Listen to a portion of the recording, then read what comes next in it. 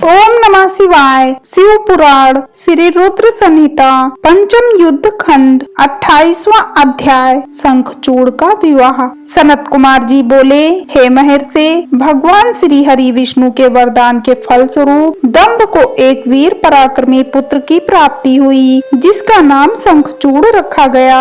शंखचूड़ भी धार्मिक था। अपने परम पूज्य गुरु के अमृत वचनों का शंखचूड़ के मन पर गहरा प्रभाव पड़ा और वह पुष्कर नामक तीर्थ में जाकर एकाग्र मन से तपस्या करने लगा। उसने अपनी इंद्रियों को अपने वश में कर लिया और अनेकानेक मंत्रों द्वारा ब्रह्मा जी की साधना करने लगा। उसकी भक्ति भाव से की गई आराधना से शीघ्र ही ब्रह्मा जी प्रसन्न हो गए। एक दिन जब शंखचूड़ प्रतिदिन की भांति तपस्या में मग्न था, ब्रह्मा जी उसके सामने प्रकट हो गए। अपने आराध्य को एकाएक अपने सामने इस प्रकार खड़ा देखकर शंखचूड़ की प्रसन्नता की कोई सीमा न रही। वह ब्रह्मा जी के चरणों में लेट गया और उनके पैरों पर अपना सिर रखकर उनकी स्तुति करने लगा। ब्रह्मा जी ने शंखचूड़ को ऊपर उठाया और उससे कहा, हे वत्स, मैं तुम्हारी आराधना से बहुत प्रसन्न हूँ। तुम जो चाहो मुझसे वरदान मांग सकते हो। मैं तुम्हारी सभी कामनाएं पूरी करूँगा। अपने आराध्य ब्रह्मा जी के ये वचन सुनकर शंखचूड़ बोला, हे ब्रह्मा जी, यदि आप मुझ पर प्रसन्न हैं, तो मुझे यह वरदान दीजिए कि मुझे कोई भी जीत न सके। शंखचूड़ के इस वर को सुनकर ब्रह्मा जी बोले, ऐसा ही होगा। और फिर उसे भगवान श्री कृष्ण का अक्षय कवच देते हुए वे कहने लगे कि शंखचूड़, अब तुम बद्रिकाश्रम चले जाओ। वहाँ सकामा तुलसी तपस्या कर रही है। तुम वहाँ जाकर धर्मराज की कन्या तुलसी से विवाह कर लो।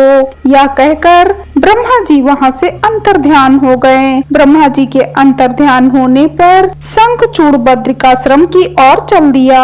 वहाँ जाकर वह तुलसी के पास पहुँचा। शंखचूड़ को अपने सामने खड़ा देखकर वह बोली, मैं धर्मराज की पुत्री तुलसी हूँ। आप कौन हैं और यहाँ किस लिए आए हैं? कृपया आप यहाँ से चले जाएं। आप शायद नहीं जानते कि स्त्री जात मोहिनी होती है। तुलसी के वचन सुनकर शंखचूड़ बोला, हे देवी, आपके वचन सत्य हैं, परंतु यहाँ मैं अपने आराध्य भगवान ब्रह्मा जी की आज्ञा से आया हूँ। मैं दनु का वंशज दानव दंभ का पुत्र शंखचूड़ हूँ। पूर्व में राधिका के दिए श्राप के कारण मैं दानव कुल में जन्मा हूँ। यह सब कहकर शंखचूड़ चुप हो गया।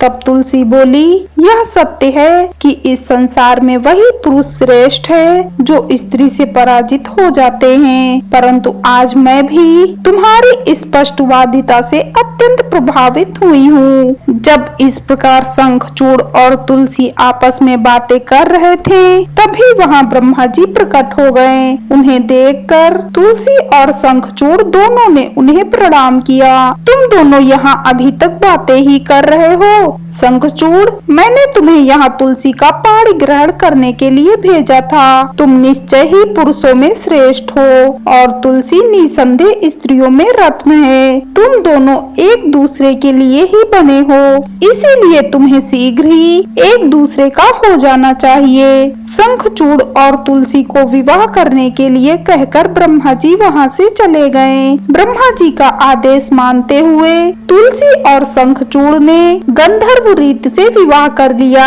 तत्पश्चात वे दोनों अनेक सुंदर मनोरम स्थानों पर अनेकों वर्षों तक विहार करते रहे। एक दूसरे का साथ पाकर वे बहुत प्रसन्न थे। हर हर महादेव।